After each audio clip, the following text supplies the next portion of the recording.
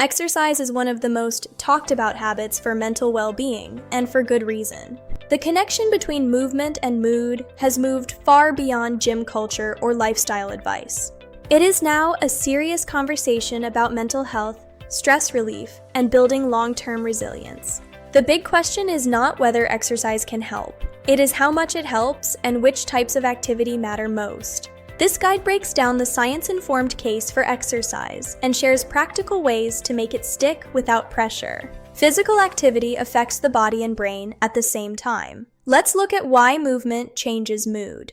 A brisk walk can raise your heart rate, sharpen focus, and shift attention away from spiraling thoughts. Over time, regular movement supports better sleep, steadier energy, and a more resilient stress response to daily pressure. Mental well-being is rarely about one single fix. It is often about building a stronger baseline for your life. Research consistently links exercise with improvements in mood, but it does not replace professional care for every condition. However, it means exercise can be a powerful part of a much broader and more effective mental health strategy. So how does it actually work? There are 5 key mechanisms that researchers have identified to explain this shift. First, movement increases circulation and oxygen delivery, which essentially feeds the brain what it needs to function best. Second, it helps the body regulate stress hormones like cortisol, preventing them from staying elevated for too long. Third, it supports routines, which can be incredibly stabilizing and grounding when life feels chaotic or unpredictable. Fourth, it creates a sense of mastery and achievement, which is vital when your motivation and self-belief feel low. And finally, it interrupts rumination by shifting your attention away from circular thoughts and back into the body. For people facing low mood or chronic stress, the key is consistency.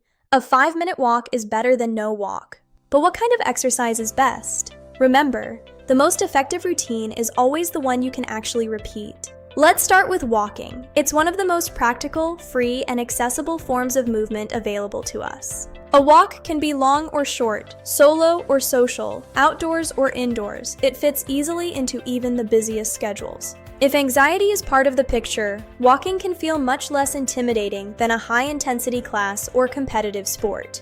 This category also includes cycling, swimming, or dancing, finding a balance of effort and long-term sustainability. Next, we have strength training. This is about far more than just building physical fitness or muscle.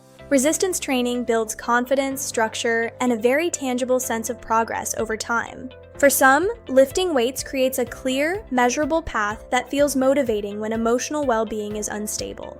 Then there is mind-body movement, such as yoga and tai chi, which bridge the gap between mind and muscle. These practices combine movement with conscious breath and attention, helping you reconnect with your body in a calm way. This combination is especially useful when chronic stress, physical tension, or poor sleep are part of the problem. We also need to consider social movement. Group classes, sports, and partner activities add an important layer: connection. Social interaction itself is a protective factor for mental health, so exercise that includes others offers double the benefit.